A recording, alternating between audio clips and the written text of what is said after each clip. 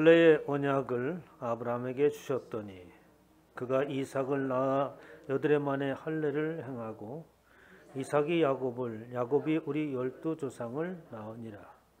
여러 조상이 요셉을 시기하여 애굽에 팔았더니 하나님이 그와 함께 계셔 그 모든 환난에서 건져내사 애굽 왕 바로 앞에서 은총과 지혜를 주시매 바로가 그를 애굽과 자기 온 집의 통치자로 세웠느니라. 그때 애굽과 가나안 온 땅에 흉년이 들어 큰 환난이 있을세 우리 조상들이 양식이 없는지라. 야곱이 애굽에 곡식이 있다는 말을 듣고 먼저 우리 조상들을 보내고 또 재차 보내매 요셉이 자기 형제들에게 알려지게 되고 또 요셉의 친족이 바로에게 드러나게 되니라. 요셉이 사람을 보내어 그의 아버지 야곱과 온 친족 75사람을 청하였더니 야곱이 애굽으로 내려가 자기와 우리 조상들이 거기서 죽고. 아멘. 할렐루야. 시간에 하나님께서 저와 여러분에게 주시는 말씀은 사도행전 7장 8절로 15절 말씀으로 하나님이 그와 함께 계셔라는 제목으로 하나님의 말씀을 선포하도록 하겠습니다. 지난 시간에는 스데반 집사가 사도행전에 갑자기 등장하는 7술사 중에 한 사람입니다. 그 스데반 집사가 공에 잡히게 되어서 이제 변론하는 내용이 오늘 본문의 말씀이에요. 거기 듣고 있는 사람들은 대제사장이고 또 바리새인과 서기관들이요 종교적인 지도자들이 그곳에 모여 있겠죠. 아마도 성경에 관한 지식, 구약에 관한 지식은 이 평범한 스데반 집사보다도 훨씬 잘 알고 있고 또 능통할 겁니다. 그럼에도 불구하고 지금 스데반이 우리 조상 아브라함이서부터 시작해서 오늘 말씀 요셉에 이르기까지 이제 과거의 우리 조상들의 이야기를 꺼내고 있는 거예요.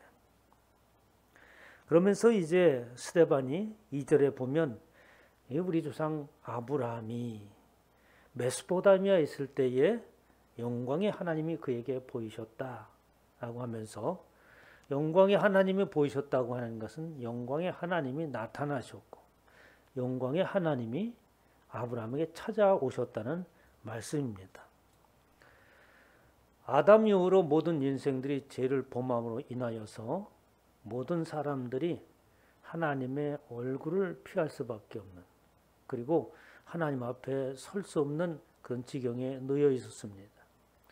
이런 지경에 놓여 있을 때 하나님께서는 그렇게 범죄했음으로 인하여서 그냥 그렇게 내버려 두는 것이 아니라 아담과 하와가 범죄를 하자마자 하나님께서는 그들을 찾으러 다니시고 성경의 모든 말씀은 그렇게 하나님 앞에 설 수 없는 하나님의 앞에 설 수 있는 자격을 상실한 저와 여러분들의 모든 인생들을 찾으시는 것이 하나님의 말씀이요 성경인 것이죠.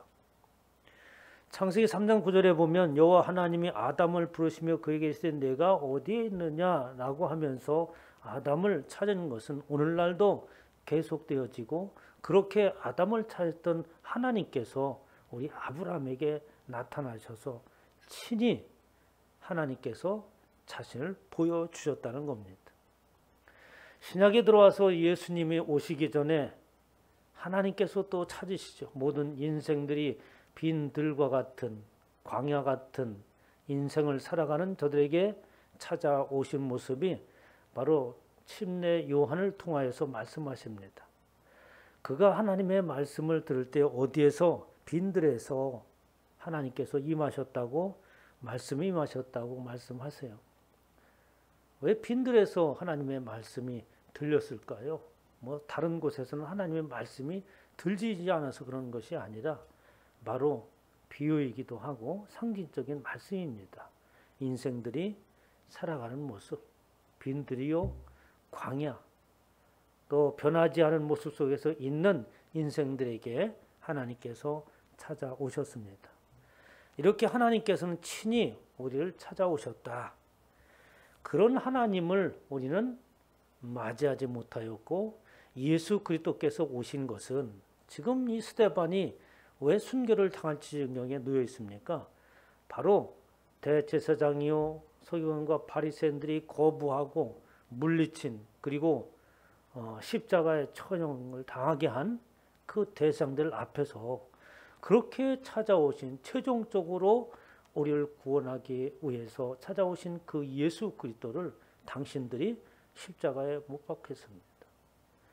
그러나 그렇게 십자가에 못 박은 것으로 끝난 것이 아니라 오히려 하나님께서 그 십자가에 달려 돌아가신 예수 그리스도를 다시 부활하심으로 인하여서 이제 하나님의 구원을 완성을 시키셨고 이제 그 하나님께서 우리 모두를 찾아왔다고 하는 그 소식을 바로 우리가 전하는 것입니다. 나 스데반도 그리고 사도행전 시대에 사는 모든 사람들도 그렇게 하나님께서 찾아오시고 구원을 하나님께서 이루기 위한 모든 일들 다 하나님께서 이루어 놓으셨으니 하나님의 말씀 안에 들으라고 외치고 있는 것이 바로 스데반이라고 이렇게 변명을 또 변론을 하고 있는 거죠. 이제 두 번째로 8절서부터 새로운 국면에 들어가는데 요셉의 이야기를 합니다. 8절에 보니까 할례의 언약을 아브라함에게 주셨더니 이 한마디 한마디가 그냥 옛날 이야기를 하는 게 아니에요. 옛날에 할례의 언약을 하나님께서 아브라함에게 주셨습니다. 이 간단한 얘기가 아닙니다. 할례라고 하는 것은 여러분들이 잘 알다시피 남성들의 그 신분의 표피를 째는 것을 바로 할례라고 합니다. 하나님께서 그 할례를 왜 하라고 하셨는가? 그리고 그 할례에 가지는 의미가 뭔가? 신약에 오니까 그 할례를 말하기를 마음의 할례다라고 이렇게 하면서 우리는 하나님 앞에 나가는 방법에 있어서 어떻게 마음을 찢지 아니하면 안 된다고 하는 것이죠. 우리의 마음을 찢고 우리가 가지고 있던 선입견과 우리가 가지고 있던 지식을 비우고 새로운 지식을 받아들이지 아니하면 하나님을 만날 수 없다는 말씀이에요. 이렇게 하나님께서 할례의 언약을 주셨음에도 불구하고 대제사장이요 바리새인과 서기관들은 여전히 마음의 할례를 받지 못하고 표면적인 할례만 의지하고 하나님의 백성이라고 말을 하는데 그것은 결코 하나님의 백성이 될 수 없습니다. 예수 그리스도께서 이 땅에 오심으로 인하여서 우리에게 마음의 할례를 받는 방법을 말씀해 주셨습니다. 당신께서 자신이 스스로 자기 몸을 깨트림으로 인하여서 할례가 무엇인가를 보여줬고 우리 역시 그렇게 마음을 찢지 아니하면 우리는 할례 받은 자가 아닙니다. 그럼 스데반이 여기서 말하는 할례의 언약을 아브라함에게 주셨는데라는 말은 뭐예요? 변론을 하고 있지만 지금 그 앞에 놓여 있는 대제사장과 바리새인과 서기관들을 향한 질책입니다. 아직도 당신들은 예수 그리스도께서 십자가에 달리시고 부활하셨고 그것을 증거하고 있는 사람들이 있는데도 불구하고 여전히 자기가 가지고 있는 지식을 또 선입견을 가지고 변하지 않는 그 모습을 질책하고 있는 거죠. 여전히 당신들은 마음의 할례를 받지 못하였습니다. 라는 겁니다. 이렇게 할례 언약을 아브라함에게 주셨는데도 불구하고 여전히 마음을 깨뜨리지 못하고 있다는 거죠. 그러면서 그가 이삭을 낳아 8해 만에 할례를 행하고 이삭이 야곱이 우리 12조상을 낳았습니다 라고 증언하면서 여러 조상이 요셉을 시기하여 다음에 바로 이야기를 넘어가는데 아브라함이 이삭을 낳고 야곱을 낳고 그리고 12조상을 낳았어요.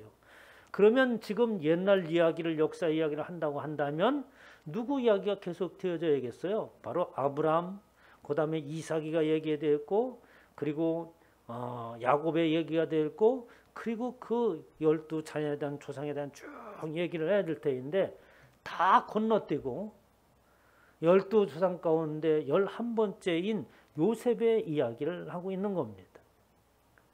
그래서 그 요셉의 이야기를 하면서 요셉이 시기를 받아서 애굽에 팔려가고 그리고 하나님이 그와 함께 하셔서 뒤에 그 모든 환란에서 건져줘서 마침내 총리 대신이 되었다라는 이야기를 쭉 하고 있는 거죠. 그럼 왜 스데반이 요셉의 이야기를 건너뛰면서 요셉을 이야기를 할까요? 바로 요셉이라고 하는 사람들은 형제의 시기를 받아서 가족으로부터 내침을 당하고, 그러니까 팔려가는 것이니까 내침을 당한 거죠. 그리고 죽일 고비를 넘긴 자로서 예수 그리스도와 지금 비교하고 있는 거예요. 당신들이 지금 예수 그리스도를 내치고 받아들이지 않고 있습니다. 마치 요셉의 형제들이 시기하여서 그를 내친 것처럼. 왜 요셉의 형들이 그들을 시기하고 내쳤을까요? 그들이 가지고 있는 생각 속에서 요셉을 시기했기 때문이죠. 우리가 성경을 창세기를 보면 요셉의 형들이 참 시기할 만도 하겠구나 하는 내용이 나와요. 창세기 37장 3절에 본 요셉은 노년에 얻은 아들이므로 이스라엘이 여러 아들들보다 그를 더 사랑하였으므로 그를 위하여서 채색 옷을 지었더니 라고 하면서 야곱이 이 요셉을 극진히 사랑한 내용이 나옵니다. 물론 여러 가지 이유에 의해서 요셉을 사랑한다고 하지만 그러나 그에게 채색 옷을 지어서 입혔다고 하는 대목에서는 야곱이 좀 심하였다는 생각이 들기도 해요. 왜냐하면 지금 앞에 10 형들이 있는데도 다 불구하고 이 채색 옷을 입었다고 하는 것은 그의 신분을 표현하는 거예요. 왕이라고 한다면 바로 세자 책봉이 되어지는, 가정이라고 한다면 바로 맏아들로 후계자로서 지명하는 것이 바로 채색 옷을 입히는 거거든요. 그럼 왜 야곱은 요셉에게 그렇게 채색 옷을 입혔을까 하는 생각이 들지요. 그 뒤에 보면 야곱은 뭔가는 정확히 알지 못했지만 영적으로 느끼는 게 있었기 때문입니다. 그의 형제들이 아버지가 형들보다 그를 더 사랑함을 보고 그를 미워하여 그에게 평안하게 말할 수 없었더라. 이 요셉이라고 하는 작자는 형제들에게 아주 거북한 존재입니다. 도저히 얼굴을 보면은 서로 피하고 같이 있기도 싫고 얼굴을 맞대기를 싫어하는 지경까지 놓여 있는 거예요. 왜 그런 마음을 가졌겠는가? 그들에게 좀 더 마음을 열고 요셉을 바라보았다면 충분하게 이해할 만도 할 것이고, 그리고 야곱의 그 아버지를 생각한다면 결코 어떻게 요셉을 팔고 그리고 나서 그의 옷을 양의 피를 묻혀서 이게 아버지 아들의 옷이 아닙니까 하면서 그 아버지가 평생 동안 어떻게 가슴 아래를 알면서 우리 아들이 짐승에 찢겨 죽었구나. 야곱이 생각하는 요셉은 그렇게 내가 그냥 귀여운 아들의 신분을 뛰어넘어서 뭔가 하나님께로부터 받은 어떠한 뭔가가 느낌이 있어서 이 아들을 더욱더 사랑했는데 그것이 아니었는가. 평생에 걸쳐서 아마도 죄책감을 가지고 살았지도 몰라요. 왜? 요셉을 형제들보다도 앞세워서 내가 지나치게 채색 옷까지 지어 입혀서 마침내 저가 죽게 만들었는가 하는 생각도 가질 수 있겠죠. 그런 요셉이 왜 시기를 받았는가 하니까 이 형제들이 뭔가가 한 번쯤 깊이 생각하고 그 동생 요셉의 말을 들을 만도 한데도 불구하고 그 형들은 요셉의 이야기를 들으지 않았다는 거예요. 예수 그리스도께서 이 땅에 오셔서 자신이 한 말씀을 듣고 그 바리새인과 서기관과 제사장은 뭐라고 하냐? 당신 도대체 누구입니까? 당신이 누구이게 도대체 죄를 사해주고 하나님의 아들이냐고 말씀을 하시고 하나님을 욕되게 하는 그런 얘기를 하는가라고 하면서 예수 그리스도를 받아들이지 않았죠. 그가 하는 일들과 그리고 성경에 기록되어 있는 말씀을 좀 더 구체적이고 깊이 있게 생각을 했더라면 충분히 예수 그리스도가 누구인가를 알만도 한데도 불구하고 당신들은 예수 그리스도를 받아들이지 않았습니다. 마치 요셉의 형들처럼 요셉의 형들이 요셉이 꿈을 꿨다고 얘기했을 때에 그들은 그 꿈에 대해서 뭔가 심각하게 생각할 만도 한 거죠. 한 번 꿈을 꿨는데 박스에서 곡식단을 묶고 있었습니다.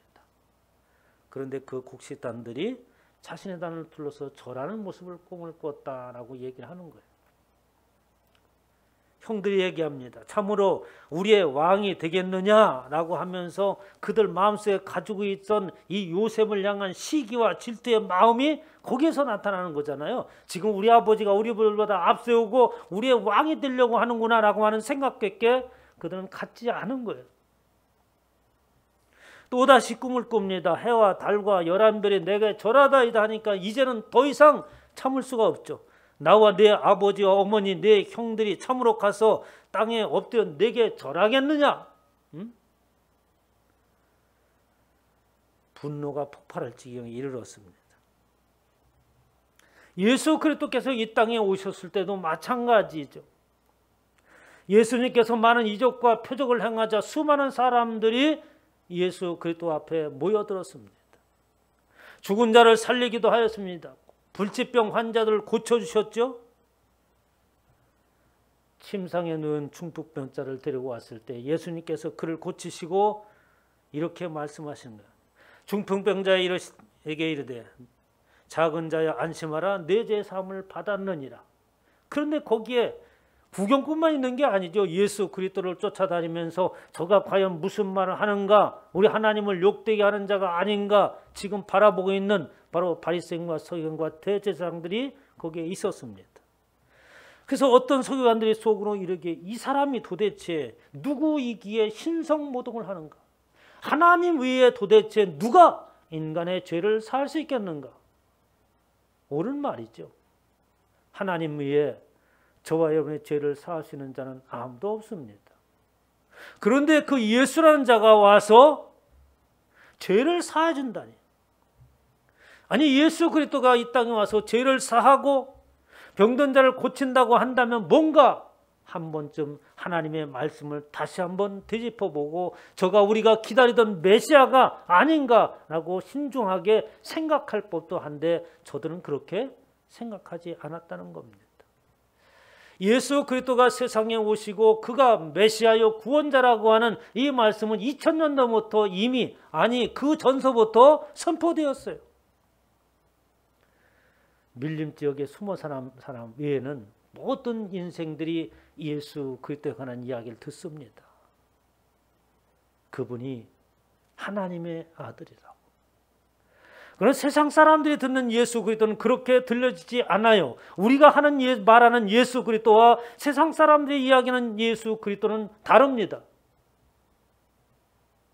세상 사람들이 말하는 예수 그리스도는 하나의 성인이에요. 아주 훌륭한 종교 지도자, 위대한 사람. 한때 수많은 사람들에게 그 지역에서 엄청난 영향력을 끼쳤던 하나의 성인. 이렇게 이해를 하고 있는 거예요. 마치 석가모니가 온 것처럼 예수 그리스도의 성탄절이 있으니까 석가탄신을 만드는 것처럼 그런 동일하게 왜 예수 그리스도만 성인이냐? 석가도 성인이지 그래요. 성 뭐라 그래요? 석가탄신은 석가탄신이라고 그러나? 우린 성탄이라고 하고. 세상 사람들이 말하는 예수 그리스도는 전혀 듣는 데에 거부감이 없어요. 예수 그리스도가 누구냐면 그런 훌륭한 사람입니다. 많은 사람들에게 좋은 말씀을 해주셨습니다. 서로 사랑하라, 이웃을 내 몸같이 사랑하는 엄청난 아주 훌륭한 귀한 말씀을 하신 그분이 2000년 전에 있었습니다. 라고 세상 사람들에게 가르친다면 세상 사람들이 예수 그리스도를 배척할 이유가 없죠. 아, 그렇습니까? 과연 훌륭한 성인이 우리 인류 가운데 탄생했고 그리고 그 영향력이 오늘날까지도 우리에게 미치는군요. 예수 그리스도를 거부할 이유가 없죠. 그런 예수 그리스도는 우리가 생각하는 예수는 그런 예수 그리스도가 아닙니다, 여러분. 어떤 예수 그리스도입니까? 우리의 죄를 사하여 주시는 예수 그리스도. 하나님의 아들로서 오신 예수 그리스도. 우리에게 영원한 생명을 주시고 그리고 우리로 하여금 다시 부활케 하시며 하나님의 나라에서 영원토록 살게 하시는 그 예수 그리스도, 그를 믿을 때에 구원을 얻는다고 우리는 말하는 거잖아요. 그 얘기를 들으면 사람들은 어떡합니까? 앞서서 말했던 예수 그리스도에 관한 이야기, 훌륭한 사람이었습니다. 이야기 들 때는 그렇죠, 인정은 하지만 우리의 죄를 사하주신 분입니다. 우리의 구세주입니다. 우리는 다시 죽었다가 부활할 것이고 그를 믿으면 영원히 죽지 않습니다 라고 하는 참다운 복음을 전하면 그들은 어떻게? 예수 그리스도를 내치는 거예요. 받아들이질 않는 겁니다. 마치 요셉의 형들이 요셉의 꿈을 꾼 그 이해할 수 없는 아주 귀한 꿈을 꿨음에도 불구하고 그들이 가지고 있는 생각과 지식의 범위 안에서 어떻게 시기와 질투라고 하는 그것 외에는 나타낼 수 없었습니다. 예수 그리스도를 만나는 것은 내 안에 있는 선입견을 버리고 세상 지식을 가졌다는 것들을 내어놓을 때에, 마음의 할례를 받을 때에 비로소 예수 그리스도가 우리 안에 오시는 줄 믿으시기 바랍니다. 그렇게 예수 그리스도께서 오십니다. 예수님 앞에 마리아가 나타나서 옥합을 깨트리지 않습니까? 그 옥합을 깨트리고 머리털로 발을 씻을 때에 주님께서 뭐라고, 내 죄사함을 받았느니라 하니까 함께 있던 자들이 속으로 말하되 이가 누구에게 죄도 사하는가 라고 하면서 도대체 저 사람은 누구인기에 신성모독을 하는가, 이 선에서 밖에 예수 그리스도를 이해하지 못하였습니다. 그뿐만 아니라 그 위에 지금도 역시 마찬가지이죠. 사도행전 시대에도 사도들이 복음을 전할 때 그렇게 예수 그리스도를 훌륭한 성인이라고 전하는 게 아니었어요. 예수 그리스도는 다시 부활하였습니다. 우리도 다시 부활합니다. 영원한 생명 우리 가운데 있습니다. 그분 예수 그리스도를 믿을 때 구원에 이릅니다라고 부활을 전할 때에 사람들은 어떻게 경악을 해요? 진저리를 칩니다. 죽은 자의 부활이 있다고 백성을 가르치고 전함을 아주 싫어했다, 진저리를 쳤다는 거죠. 이게 복음이 선포될 때 나타난 현상입니다. 우리가 정상적으로 참다운 그리스도의 복음을 전하면 세상은 미워하게 되어 있어요. 왜? 영적인 것이 다르기 때문에 그렇습니다. 예수님께서 말씀하셨잖아요. 너희는 아래에서 났고 나는 위에서 났으며 너희는 이 세상에 속하였고 나는 세상에 속하지 아니하였노라 라고 하면서 자신의 신분을 이야기할 때에 아무도 받아들이지 못했어요. 어떻게 그럴 수가 있는가? 생각하지 않죠. 나와 아버지는 하나니라, 하나님과 나와 동등하다. 그 하나님이 나다, 이런 말이에요. 아마도 제사장들이 그 이야기를 들으면 어떻겠어요? 응? 분노가 하늘을 찔렀겠죠. 그래서 돌을 들어서 예수 그리스도를 치려고 하지 않습니까?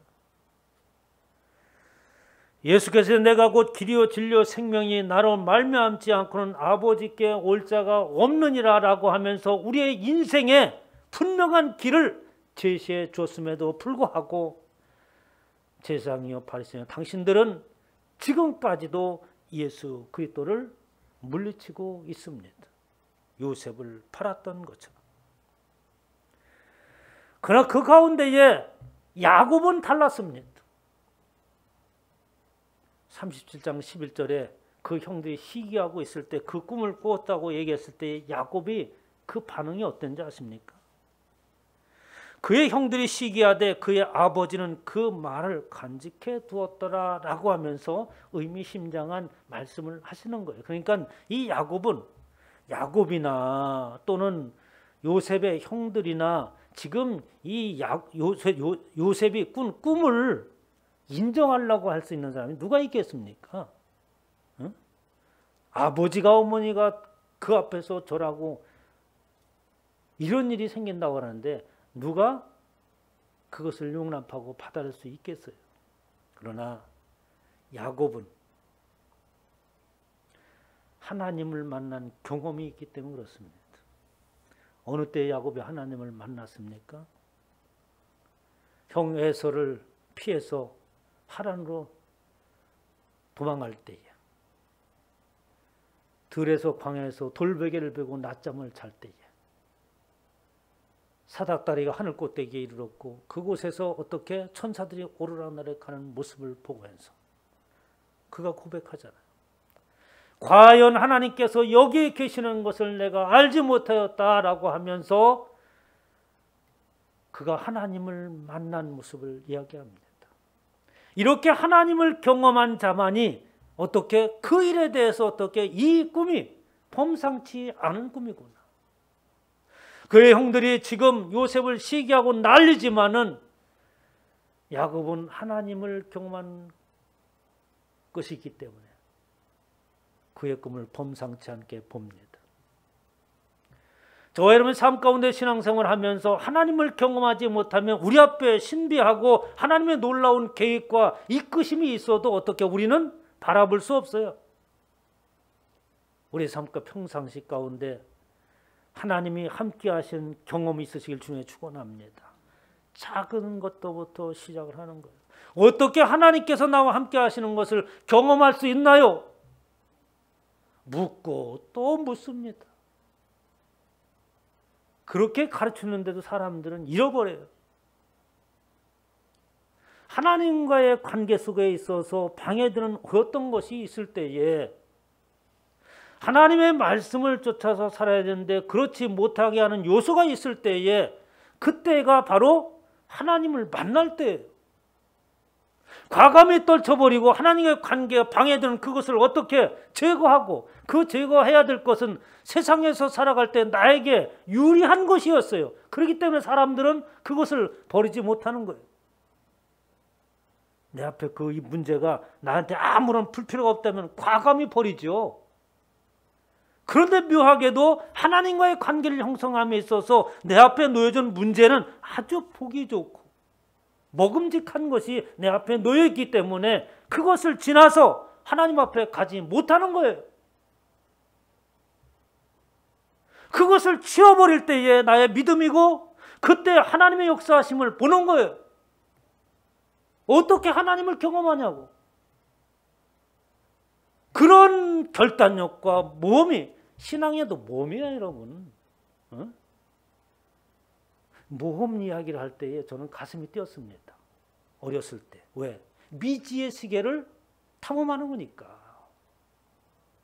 지금도 숲에 가면 여기엔 뭐가 있을까? 저기엔 뭐가 있을까? 돌아다니면서 보는 거예요. 혹시라도 신기한 게 있지 않을까? 산삼에도 나타나지 않을까? 뭔가 그 속에 있는 신비한 뭔가가 있을 것 같아요. 깊은 산에 들어갈 때마다 그런 눈으로 마음으로 보는 거예요. 미지의 세계를 탐하는 거예요.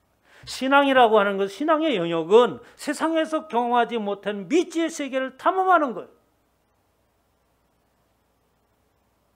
그런 믿음이 없이는 하나님을 만날 수 없습니다.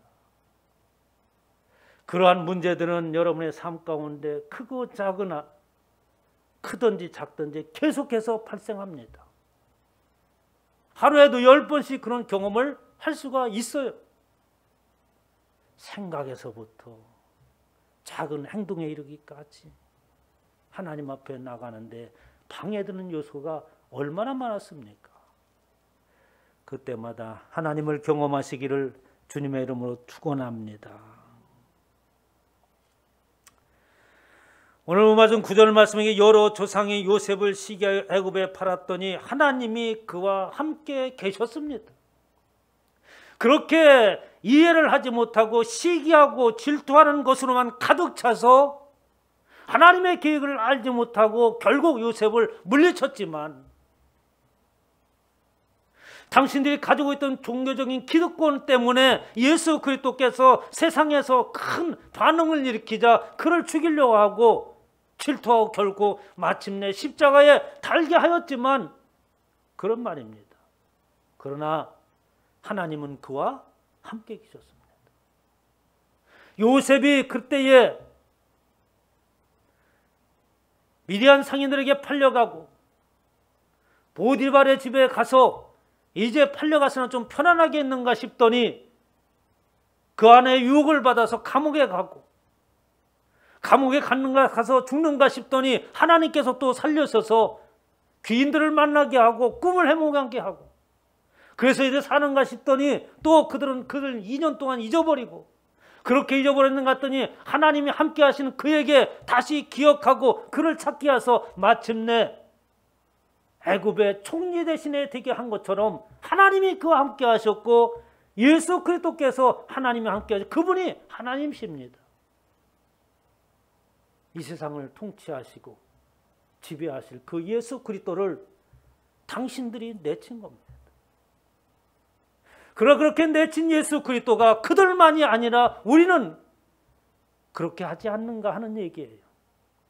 저와 여러분들은 그 예수 그리스도를 날마다 순간순간마다 받아들이고 영접하며 어서 오시옵소서, 당신과 함께 있는 것이 좋습니다 라고 하면서 동행하며 사나요? 그걸 묻고 있는 거예요. 요셉의 형들이 요셉을 물리쳤던 것처럼, 바리새인과 서기관들이 예수 그리스도를 내쳤던 것처럼 우리도 그렇게 하지는 않느냐는 것입니다. 하나님의 말씀을 들을 때 하나님께서 우리에게 던지시는 질문에 답할 수 있는 저와 여러분 되시기를 주님의 이름으로 축원합니다.